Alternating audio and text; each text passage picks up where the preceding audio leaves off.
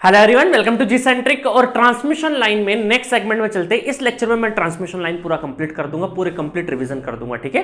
तो जो जी सेंट्रिक के पेड यूजर है वो बहुत ज्यादा एंजॉय कर रहे होंगे, क्योंकि मैं बहुत ही कॉम्पैक्ट मैनर में बहुत लंबे लंबे लेक्चर पढ़ाए हैं, तो उनको कॉम्पैक्ट मैनर में आपको सारी चीजें का रिविजन करवा दूंगा। चलिए, अब मैं यहां पर थर्ड सेगमेंट स्टार्ट करता हूं ट्रांसमिशन लाइन में, that is power flow equation. ये जो पावर फ्लो इक्वेशन है ना, बहुत छोटा टॉपिक है, बट छोटा पैकेट बड़ा धमाका वाला जो कहावत सुना होगा ना, तो वही है ये, कि बहुत छोटा सा टॉपिक है बट इसका इंपॉर्टेंस बहुत ज्यादा है। सिर्फ इंपॉर्टेंस ट्रांसमिशन तक सीमित नहीं है, इसके जितने वोल्टेज कंट्रोल जो नेक्स्ट यूनिट पढ़ने वाले voltage control and power factor improvement, वहां पर भी बहुत ज्यादा इंपॉर्टेंट है। चलिए, होता क्या है असल में, कि जो दो इक्वेशन है एसएस और एसआर का मतलब समझते हैं थोड़ी देर के लिए। यहां पर क्या होता है, ये है हमारा जनरेटिंग स्टेशन, थोड़ी देर के लिए मैंने माना जनरेटिंग स्टेशन, ठीक है, जनरेटिंग स्टेशन। और यहां पर ये ट्रांसमिशन लाइन है, ट्रांसमिशन लाइन है, और इस ट्रांसमिशन लाइन को हम लोगों ने कैसे मॉडल किया है, एबीसीडी पैरामीटर से, एबीसीडी पैरामीटर से हम लोगों ने मॉडलिंग करी है। और पूरी ट्रांसमिशन लाइन की जो मॉडलिंग किससे करी है, एबीसीडी पैरामीटर से। और यहां पर आके हमारा क्या हो जाएगा, लोड कनेक्ट हो जाएगा, दैट इज अवर लोड, ठीक है। तो यहां पर हम ये मान सकते हैं कि ये हमारा क्या है, सेंडिंग एंड वोल्टेज है वीएस एंगल डेल, ठीक है, और ये हमारा receiving end voltage V R angle zero. Sending end voltage V S angle del, receiving end voltage V R angle zero. याद है बेसिक्स वाला जो पहला लेक्चर था पावर सिस्टम के रिवीजन का, जब मैंने ई माना था, अब उस ई की जगह यहां पे वी एस है, बात सिर्फ सिंपली है। अब देखिए, यहां से जो जाने वाला करंट है आई एस, ठीक है, और यहां पर मिलने वाला जो करंट है वो आई आर है। अब आप बोलोगे सर एक लाइन के अंदर तो एक ही, ये लाइन तो एक ही नजर आ रही, तो एक ही करंट होना चाहिए। ऐसा नहीं है, क्योंकि यहां पर ये जो लेंथ है ना, ये डिस्टेंस है, बहुत लंबी डिस्टेंस है, किलोमीटर्स में डिस्टेंस है, तो इसका मतलब यहां पर कैपेसिटेंस का भी एग्जिस्टेंस होगा, तो कुछ ना कुछ चार्जिंग करंट वगैरह में भी जाएगा। तो एज इट इज करंट जो यहां से भेजा है वही करंट हमें नहीं मिलता है यहां पे, ठीक है। चलिए, तो voltage current sending end, that is our receiving end, ठीक है, सेंडिंग एंड और रिसीविंग एंड। अब समझिएगा कि जब हमारा वोल्टेज और current V S I S है और रिसीविंग एंड में वी आर आई आर है, तो यहां का एक्टिव पावर भी क्या कहलाएगा, एक्टिव पावर भी P R, active power P, not P R sorry, P S sending end का, और रिएक्टिव पावर भी क्यू एस कहलाएगा। सिमिलरली यहां जो रिसीविंग एंड पे है ये क्या कहलाएगा, पी आर और क्यू आर, ठीक है। तो एक्टिव पावर, जब करंट अलग है वोल्टेज अलग है, तो एक्टिव पावर रिएक्टिव पावर भी क्या होंगे, अलग अलग होंगे।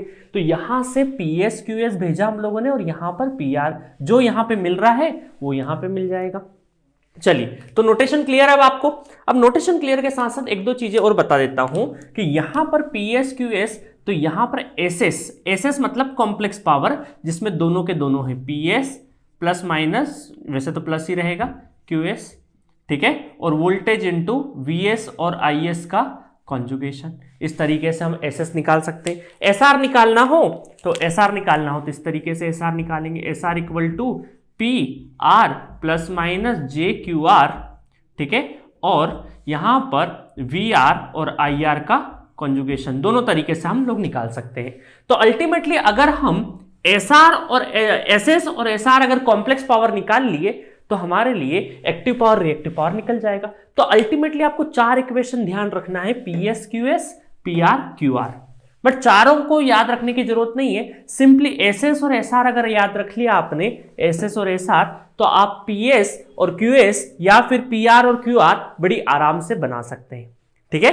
तो ये इक्वेशन में जैसे आपको कुछ मैग्नीट्यूड नजर आ रहा होगा और कुछ एंगल नजर आ रहा होगा, ये एंगल एक बार, क्योंकि आपको पता है, देखिएगा आपको ये चीज पता है कि जो एसएस होता है ना, सपोज करिएगा फाइल, हम लोग क्या बोल सकते थे, एसएस जो है पी और क्यू, ये क्यू पी क्या है, पी एस कॉस फाई, इस तरीके से लिखते हैं, तो कॉस कंपोनेंट है। तो इसका मतलब है कि हम लोग क्या करेंगे, यहां पर अगर एक्टिव पावर निकालना है तो ये एंगल कॉस के साथ रख देंगे तो एक्टिव पावर, और यही एंगल साइन के साथ रख दिया तो रिएक्टिव पावर आ जाएगा। अभी मैं लिख दूंगा, बट वो लिखने से पहले मैं आपको बताना चाहूंगा कि डी बी ये सब क्या है वो बताता हूं, ठीक है। तो ये जो एबीसीडी पैरामीटर होते हैं, इनके अगर मुझे ए लिखना हो तो magnitude of A angle alpha, B लिखना है तो बी क्या होती है, ओमिक वैल्यू, ओमिक वैल्यू मतलब बी मतलब ये जो थीटा से डिनोट करेंगे, इसकी जो यूनिट होती है ओमिक वैल्यू, इसकी नो यूनिट, ये गेन होता है हमारा, ठीक है, नो यूनिट। और जो सी होता है वो हमारा महो होता है, सी गामा, बट सी की तो कहीं पे भी जरूरत नहीं पड़ेगी, ठीक है। तो इसका यूनिट जो होता है महो होता है, और जो डी है मॉड्यूलर मैग्नीट्यूड, और एंगल इसका भी क्या रहेगा अल्फा। तो ए और डी क्या होते हैं, यूनिटलेस होते हैं। बी की यूनिट होती है ओमिक वैल्यू और सी की होती है महो। समझ में आई चीज। तो आप देखिएगा कि आपने जितने भी एबीसीडी पैरामीटर निकाले हैं, तो जो बी वाला पैरामीटर किसी भी ट्रांसमिशन लाइन की बात करें तो उसकी ओमिक वैल्यू होती है, और सी की वैल्यू क्या होती है, महो। समझ में आया। तो यहां पर सी का तो कुछ भी काम नहीं है। ये जो इंपीडेंस थीटा एंगल है, ये थीटा एंगल किसका है, यहां पर पूरा पूरा जो इंपीडेंस है उसका एंगल थीटा है। अल्फा आपको पता है, अल्फा एटेन्यूएशन कांस्टेंट होता है, इसकी वैल्यू हमेशा गिवन होती है। ये एंगल नियर बाय 1 रहता है, ये एंगल क्या रहता है, अल्फा नियर बाय 1। तो theta alpha theta theta theta del, load angle आपको पता है, लोड एंगल ये होता है। सारी चीज क्लियर है, सारी चीज क्लियर है। अब मैं बता देता हूं यहां पर लिखने का तरीका कि एसएस में अगर मुझे पीएस लिखना हो तो मैं क्या लिख सकता हूं, पूरा का पूरा मैग्नीट्यूड, मैं मैग्नीट्यूड को चलो लिख ही देते हैं, मैग्नीट्यूड 2 मिनट लगेगा, ठीक है। Mod of D divided by mod of B V S का square cos theta minus alpha minus V R V S divided by B cos theta plus del. अच्छा, याद रखने का तरीका देखिए, दोनों देखिए डायगोनली देखिए, theta minus alpha theta minus alpha, theta plus del theta minus del. नीचे डिनोमिनेटर में सब में क्या है, बी है, डिनोमिनेटर में क्या है, सब में बी है।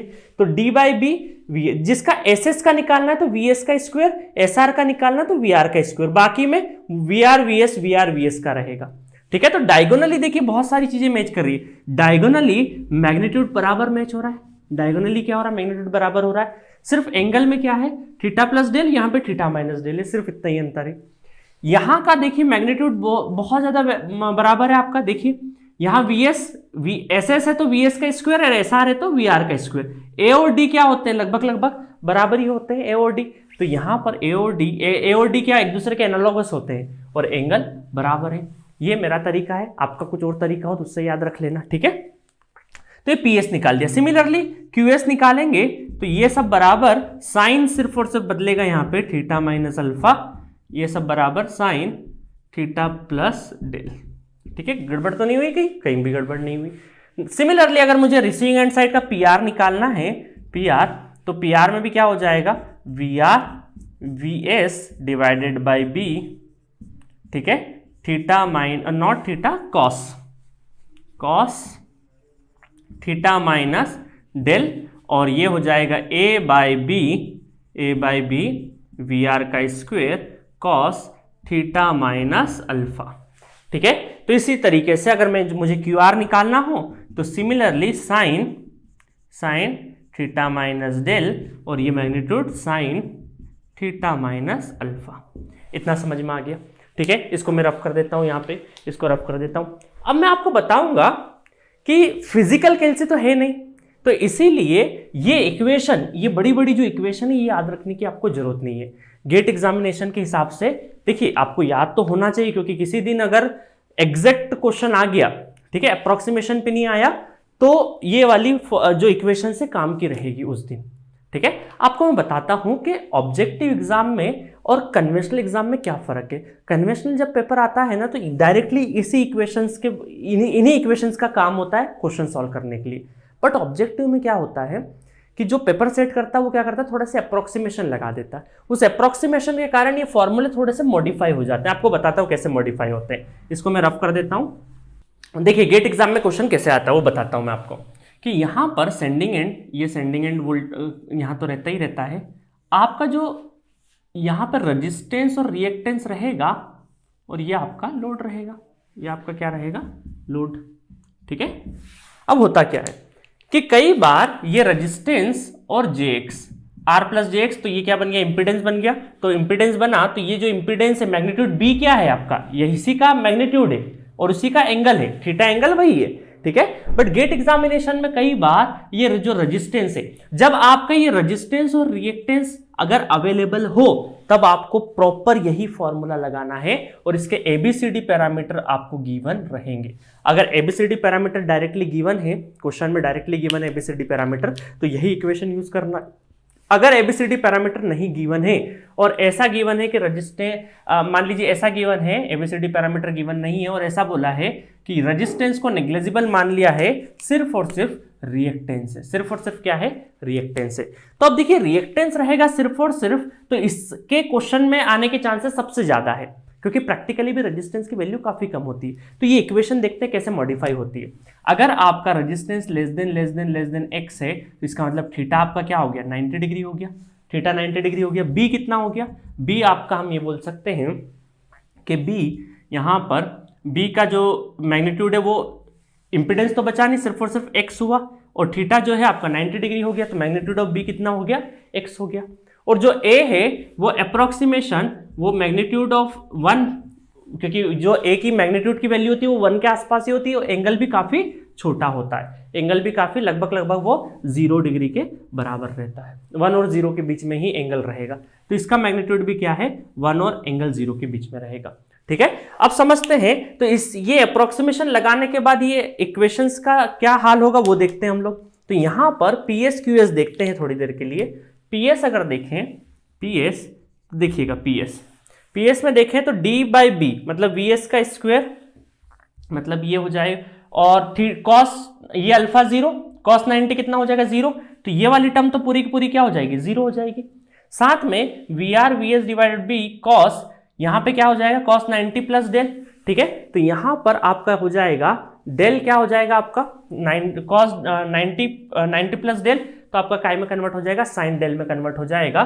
तो यहां पर वी आर वी एस मतलब कि दोनों पावर आपके बराबर रहेंगे, मतलब एक्टिव पावर पीएस और पीआर, पीएस और पीआर दोनों के दोनों क्या रहेंगे, V S V R divided by X sine del, ये फॉर्मूला बनेगा। अब लॉजिकल सी बात है कि रेजिस्टेंस तो है नहीं, तो कोई भी एक्टिव पावर का लॉस होगा क्या, नहीं लॉस होगा। तो डायरेक्टली जो आपका पीआर पीएस यहां से गया वही पीआर यहां पे आ जाएगा, कोई भी एक्टिव पावर का लॉस है नहीं यहाँ पे।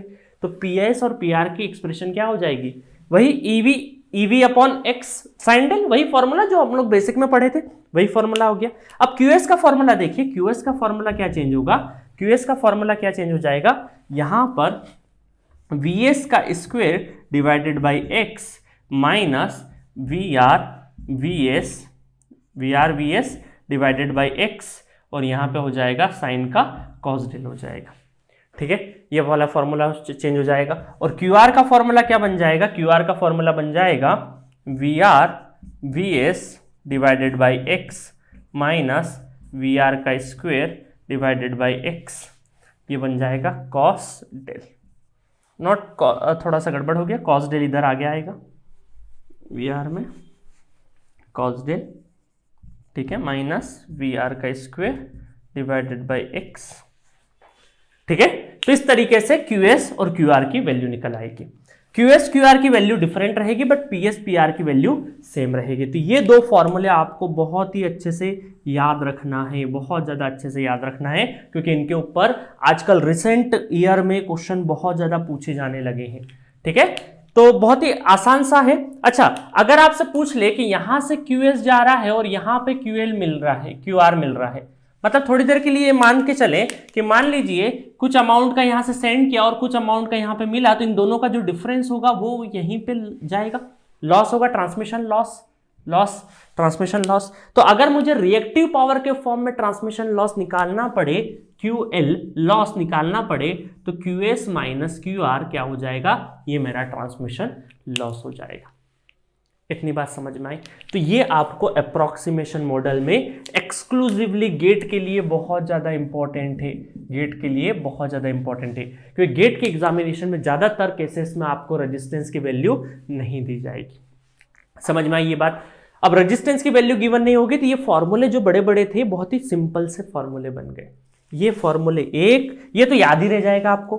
इसमें देखिए, इसमें अगर वोल्टेज, दोनों साइड के वोल्टेज अगर बराबर है, मैग्नीट्यूड वाइज ज्यादातर बराबर ही होते हैं, ठीक है, तो ये बराबर है, तो ये वाली क्वांटिटी देखो एक जैसी, ये वाली क्वांटिटी एक जैसी हो जाएगी, डायगोनली फिर सेम हो गए QS और QR।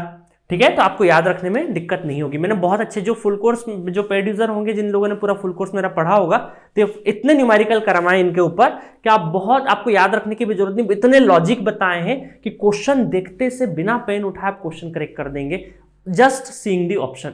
आप सिर्फ ऑप्शन को देख के ही यहाँ के क्वेश्चन करेक्ट कर सकते हैं। ठीक है, तो I think that information will be sufficient, more than sufficient to crack any GATE question. अच्छा, इसमें एक चीज और होती है कि बताइए मैक्सिमम रिसीविंग एंड पावर पूछा जाता है आपसे कई बार कि बताइए मैक्सिमम पीआर पूछा जाता है। ठीक है, तो उसके लिए पहले कंडीशन निकालनी पड़ेगी। तो कंडीशन जो होती है वो थीटा इक्वल टू डेल होती है। कंडीशन जो होती है वो थीटा इक्वल टू डेल, वो पूरा डेरिवेशन मैक्सिमम मिनिमम वगैरह वाला लेके आते हैं, थीटा इक्वल टू डेल, ये कंडीशन होती है, condition for maximum receiving active power. और इसका अगर मुझे निकालना है, ये कंडीशन वापस अगर पुट कर देंगे तो पी आर मैक्सिमम निकल के आ जाएगा। पी आर मैक्सिमम निकलेगा तो देखिए पी आर मैक्सिमम में क्या हो जाएगा, थीटा इक्वल टू डेल, मतलब कि कॉस जीरो कितना हो जाएगा, 1 हो जाएगा। तो इसका मतलब है V R V S divided by B minus कितना हो जाएगा आपका, माइनस ए बाई बी और वी आर का स्क्वायर। ठीक है, और कॉस यहां पे क्या हो जाएगा, थीटा माइनस अल्फा या कॉस थीटा माइनस थीटा या डेल, जो भी इंफॉर्मेशन रहे, थीटा की जगह डेल भी पुट कर सकते हैं, थीटा पुट कर सकते हैं, जो भी आपके क्वेश्चन में अवेलेबल है, तो पी आर मैक्सिमम हो जाएगा। अच्छा, मैं एक चीज पूछूं कि जब लोड में जब पी आर मैक्सिमम है, ध्यान से सुनना, जब लोड जो है आपका वो मैक्सिमम एक्टिव पावर ले रहा है, उस टाइम पर क्यू आर की वैल्यू क्या होगी, उस टाइम पर क्यू आर की वैल्यू, क्यू आर मैक्सिमम की बात नहीं कर रहा हूं मैं, ठीक है, क्यू आर मैक्सिमम की बात नहीं कर रहा हूं मैं, पूछ रहा हूं Q R, what is the value of Q R when P R maximum, बहुत ध्यान से सुनना, ठीक है, पी आर मैक्सिमम। इसका मतलब क्यू आर की अगर मैं वैल्यू देखूं तो क्यू आर की वैल्यू क्या हो जाएगी, थीटा इक्वल टू डेल, तो theta equal to del put कर देंगे तो कितना हो जाएगा, ये टर्म तो जीरो हो गई, ये वाली साइन जीरो क्या हो गया, जीरो हो गया, सिर्फ और सिर्फ minus A by B V R का square sine theta minus alpha. अब इसमें जो निगेटिव साइन जो है, ये जो निगेटिव साइन है, जब भी कभी क्यू आर में निगेटिव साइन हो, इस निगेटिव साइन का मतलब क्या है, ये निगेटिव साइन क्या इंडिकेट करता है कि आपको है ना, आपको एक्सटर्नली रिएक्टिव पावर इंजेक्ट करना पड़ेगा। ये नेगेटिव साइन क्या शो करता है, we have to inject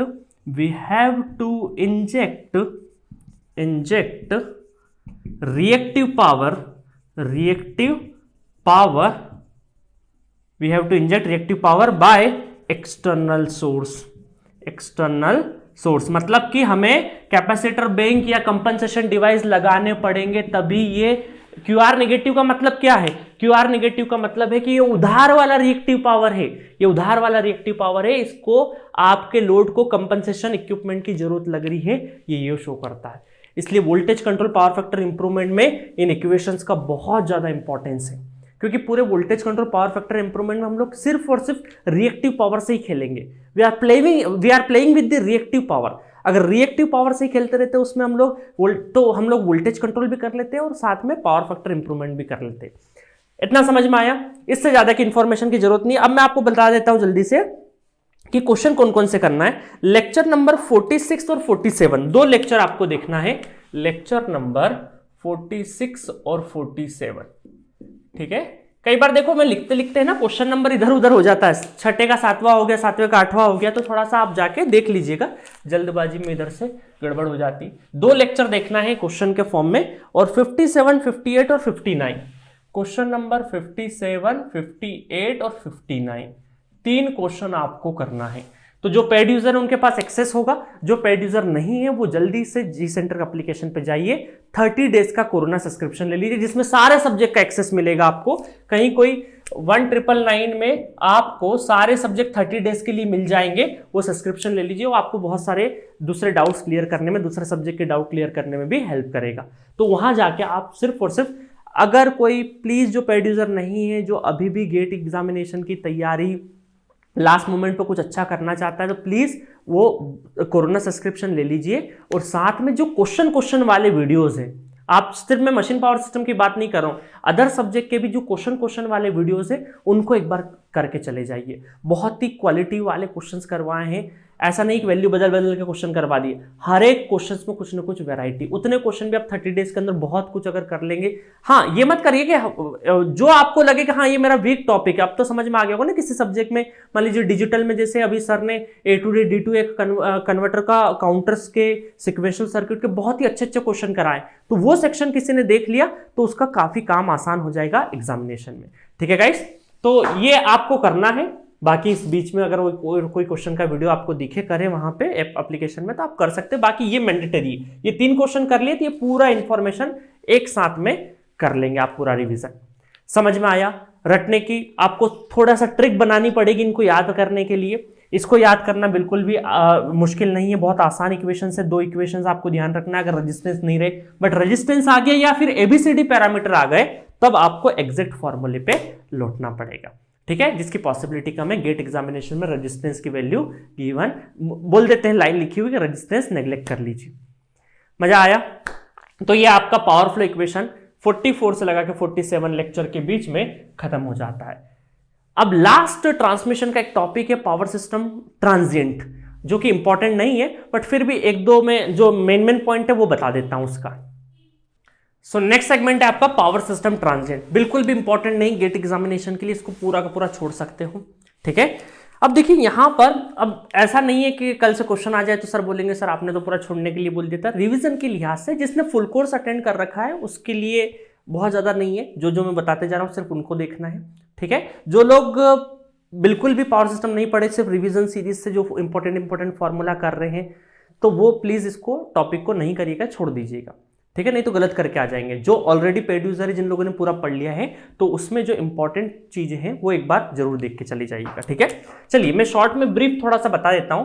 power system transients का मतलब है, ट्रांजिएंट्स का मतलब तो आपको पता होगा, with in a short duration बहुत सारे लार्ज चेंजेस होते हैं हमारे ट्रांसमिशन लाइन में। ठीक है, इसमें इंडक्टेंस, कैपेसिटेंस और रेजिस्टेंस। तो रेजिस्टेंस में हम लोग ट्रांजिएंट नहीं मानते, सिर्फ और सिर्फ जो भी एनर्जी स्टोरिंग एलिमेंट है उन्हीं में ट्रांजिएंट पॉसिबल्स है। तो अब उसके अंदर देखेंगे हम लोग कि जब ट्रांसमिशन लाइन होते हैं तो उसमें 2 तरह के ट्रांजिएंट होते हैं, स्विचिंग सर्जेस और लाइटनिंग स्ट्रोक्स, की बिजली गिरने की वजह से जो हमारे स्ट्रोक्स होते हैं। अब वो सारी चीजें मैं थ्योरी में नहीं जा रहा हूं, डायरेक्टली इस पे आता हूं कि यहां पर ये हमारा जनरेटिंग स्टेशन थोड़ी देर के लिए, और ये हमारा यहां पे है लोड। ठीक है, लोड है थोड़ी देर के। तो हम लोग ये मान के चलते हैं कि कुछ वोल्टेज और करंट, जो वोल्टेज और करंट यहां से जो भेज रहे हैं वो हमारे क्या है, इंसिडेंट क्वांटिटी। क्या ये हमारी इंसिडेंट क्वांटिटी है। तो जो ऑपरेटिंग वोल्टेज या फिर नॉर्मली हम लोग उनको क्या बोलते हैं, इंसिडेंट क्वांटिटी। और जो यहां पे ट्रांसमिट हो जाता है अंदर की साइड में I डबल डैश, जो चले गया लोड तक पहुंच गया, और इस टर्मिनल का जो वोल्टेज V डबल डैश, इनको बोलते हैं हम लोग ट्रांसमिटेड या फिर रिफ्रैक्टेड वैल्यू। क्या होती है ये, ट्रांसमिटेड या फिर रिफ्रैक्टेड वैल्यू, रिफ्रैक्टेड। और कुछ क्वांटिटी क्या होती है, रिफ्लेक्टेड बैक हो जाती है। रिफ्लेक्टेड बैक का मतलब है कुछ क्वांटिटी I डैश और V डैश, I डैश और V डैश, ये जो क्वांटिटी ये रिफ्लेक्टेड वैल्यू, रिफ्लेक्टेड। अब हमारा जो टारगेट रहेगा वो ये रहेगा कि जो रिफ्लेक्टेड क्वांटिटी जितनी कम हो उतना अच्छा है हमारे लिए, क्योंकि जितनी इंसिडेंट वैल्यू, वो इंसिडेंट पूरी की पूरी ट्रांसमिट या पूरी की पूरी रिफ्रैक्टेड हो जाए, रिफ्रैक्टेड में कन्वर्ट हो जाए तो हमारे लिए अच्छी बात है। बट कुछ वैल्यू अगर हमारी रिफ्लेक्टेड बैक होगी तो कहीं ना कहीं हमारा अनवांटेड पावर लॉस या अनवांटेड एनर्जी का लॉस होगा। ठीक है, तो वो हम लोग नहीं चाहते। तो जो रिफ्लेक्टेड क्वांटिटी कम से कम कैसे होगी, उसके लिए कुछ ये फॉर्मूले आप देखिए। Quantity V double dash I double dash, refracted voltage, refracted current, reflected voltage और रिफ्लेक्टेड करंट के वैल्यू है। बाकी VI ये हमारी इंसिडेंट वैल्यू है। अब इसमें जो रजिस्टर है, रेजिस्टेंस है, तो ये जो यहाँ पर है, इस लाइन का जो इम्पीडेंस है ये है हमारा Z।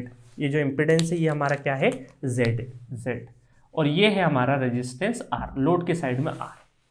तो जब हम लोग Z इक्वल टू इस R की जो वैल्यू है वो अगर हम लोगों ने सर्ज इंपीडेंस, ये लाइन का जो इंपीडेंस उसके बराबर अगर हम लोगों ने ले ली, तब हम ये बोलेंगे कि जितने भी हमारे रिफ्लेक्टेड कंपोनेंट है वो क्या हो जाएंगे, जीरो हो जाएंगे। चाहो तो करके देख लो, z इक्वल टू आर कर लोगे, z equal to R, z equal to R, तो v डैश और i डैश क्या हो जाएंगे, जीरो हो जाएंगे। ठीक है, तो हम लोग क्या करेंगे कि जो लोड में कुछ जो रजिस्टिंग, जो भी हमारा रजिस्टर रहेगा उसकी वैल्यू या जो भी लोड की वैल्यू इस तरीके से लेंगे कि वो लाइन के इंपीडेंस के बराबर हो जाएगी, तब हमारी क्या हो जाएगी, रिफ्लेक्टेड वैल्यू जीरो हो जाएगी। तब हमारा टोटल इंसिडेंट क्वांटिटी कहां पे, ट्रांसमिशन में चले जाएगा, ट्रांसमिटेड हो जाएगा। ठीक है, अब देखिए यहां पे z इक्वल टू आर कर देंगे तो v डबल डैश किसके बराबर आ जाएगा, v के बराबर, i डबल डैश किसके बराबर हो जाएगा, i के बराबर, और v डैश और i डैश क्या हो जाएंगे, जीरो हो जाएंगे। तो ये हमें ध्यान रखना है, तो इसको बहुत अच्छे से प्रॉपर चूज करना है। तो इनके बेसिस पे कुछ क्वेश्चंस डायरेक्टली पूछे जाते हैं आपको, ये फॉर्मूले आपको ध्यान रहना चाहिए। z क्या है और r क्या है ये भी हो गया। अच्छा, सिर्फ और सिर्फ आपके जो ट्रांजिएंट से इसमें ही नहीं आते ट्रांसमिशन लाइन में, अदर देन मान लीजिए आप दो जंक्शन है, ओवरहेड ट्रांसमिशन लाइन चल रही है, ओवरहेड ट्रांसमिशन लाइन चल रही है आपकी, ओवरहेड ट्रांसमिशन लाइन चल रही है, और साथ में आपने उससे कोई केबल कनेक्ट कर दी, केबल मतलब दो डिसिमिलर लाइन का जंक्शन, दो डिसिमिलर लाइन, दो अलग अलग मटेरियल या अलग अलग कैटेगरी की अगर ट्रांसमिशन लाइन को आपने जोड़ा है तो वहां उस जंक्शन पे भी क्या है, ट्रांजिएंट्स आ सकते हैं। तो उनके लिए भी सेम वही रहेगा। तो केबल इसके लिए मान लीजिए Z1 है, इसके लिए Z2 है, तो Z1 को हम लोग Z के बराबर मान लेंगे, Z2 को हम लोग R के बराबर कंसिडर करके सेम फॉर्मूले Z1 Z2 के फॉर्म में कन्वर्ट हो जाएंगे। समझ में आया इतना? सिर्फ आप क्वेश्चन नंबर कौन से कर लीजिएगा, 65, 66 और 67, लेक्चर नंबर 54 में जाइएगा, लेक्चर नंबर 54 में क्वेश्चन नंबर 65, क्वेश्चन नंबर 66 और क्वेश्चन नंबर 67, ये तीन क्वेश्चन आपको कर लेना है। तो आपको ये ट्रांजिएंट वाला कॉन्सेप्ट समझ में आ जाएगा, न्यूमेरिकल कैसे क्वेश्चन बन सकते हैं यहाँ से। बाकी जो लोग बिगनर हैं, जो लोग सिर्फ और सिर्फ रिवीजन सीरीज में कुछ कुछ इंपॉर्टेंट पढ़ना चाहते हैं, तो प्लीज़ वो ये पढ़ के मत जाइएगा, अननेसेसरी कन्फ्यूजन हो जाएगा। जो लोग ऑलरेडी पूरा जो पेड यूजर जी सेंटर का एप्लीकेशन के, वो तो प्लीज़ इसको एक बार रेफर करके जाए, क्योंकि आपने बहुत टाइम दिया है। हाँ, ये लेक्चर देखने मत लग जाना, क्योंकि इसमें बहुत सारी तरीके की एक आपको मैंने बता भी दिया है जब लेक्चर पढ़ा रहा था कि कौन सी चीज़ इंपॉर्टेंट है कौन सी नहीं है। कुछ चीज़ें सिर्फ समझाने के लिए आपको बतानी पड़ती है, बट क्रक्स ये है कि सिर्फ यही चीज़, ये जो फॉर्मूले बता रखे यही बहुत ज़्यादा इंपॉर्टेंट है, इससे ज़्यादा की जरूरत नहीं है। जो ईसी वाले बच्चे होते हैं ना, वो ट्रांसमिशन लाइन में जो पावर सिस्टम ट्रांजिएंट या रिफ्लेक्शन कोएफिशिएंट रिफ्रैक्शन, ये उनके लिए बहुत इंपॉर्टेंट हो जाता है, but electrical point of view से बहुत ज़्यादा इंपॉर्टेंट नहीं है। ठीक है गाइस, ऐसा नहीं कि important GATE examination point of view से इंपॉर्टेंट नहीं, अदरवाइज पावर सिस्टम के लिहाज से तो बहुत इंपॉर्टेंट टॉपिक है ये, बट गेट एग्जामिनेशन या जितने भी एग्जाम होते हैं वहां से बहुत ज्यादा क्वेश्चंस नहीं आते, इस वजह से एग्जाम पॉइंट ऑफ व्यू से काम का नहीं है। तो इस तरीके से हमारा पूरा का पूरा पूरा का पूरा ट्रांसमिशन लाइन फिनिश होता है। ठीक है, यूनिट 2 जो कि ट्रांसमिशन लाइन थी वो पूरी की पूरी कंप्लीट हो जाती है, उसका पूरा रिवीजन हम लोगों ने कंप्लीट कर दिया है। 55 लेक्चर तक हम लोग पावर सिस्टम का रिवीजन कर चुके हैं। जो पेड यूजर है, मैं जिनको बताते जा रहा हूँ क्वेश्चन प्लीज बहुत अच्छे से आप करके जाइएगा, आपको काफी फायदा होने वाला एग्जाम में, क्योंकि ये जो सब्जेक्ट है ना 12 से 14 नंबर कैरी करता है, 12 से 14 नंबर के बीच में वेटेज रखता है पावर सिस्टम, और बहुत ज्यादा हेल्प करेगा ये रिविजन। और जो लोग प्लीज पेड यूजर नहीं है वो प्लीज ये 30 डेज का, ये मैं कई बार बोल चुका हूँ, आप भी सुन के बोर हो चुके होंगे, तो 1999 में ही मंथली सब्सक्रिप्शन है। जी सेंट्रिक इंडिया के सबसे अफोर्डेबल कोर्सेज चला रहा है, मतलब अच्छे खासे कंटेंट क्वालिटी भी बहुत ज़्यादा है और कंटेंट भी बहुत ज़्यादा है। अगर मैं अच्छे बड़े प्लेयर जो भी अच्छे अकेडमीज चल रही हैं उनसे अगर कंपेयर करूं हम लोगों का कंटेंट, तो वो काफ़ी अफोर्डेबल है, जिसमें जीएसटी भी हम लोग हमारी साइट से फिलअप करते हैं, एक्सटर्नल जीएसटी कुछ भी नहीं होता है आपको। ठीक है गाइस, तो चलिए इस ट्रांसमिशन लाइन के रिवीजन को पूरे 2-3 लेक्चर जो बने वो पूरा रिवीजन कर लीजिए, बहुत ही इंपॉर्टेंट है। हम लोग नेक्स्ट लेक्चर से voltage control power factor improvement वाला टॉपिक स्टार्ट करेंगे और उसको भी बहुत जल्दी से और बहुत अच्छे तरीके से उसको रिवीजन सेशन में कवर करेंगे। तो मिलेंगे नेक्स्ट लेक्चर में वोल्टेज कंट्रोल के साथ।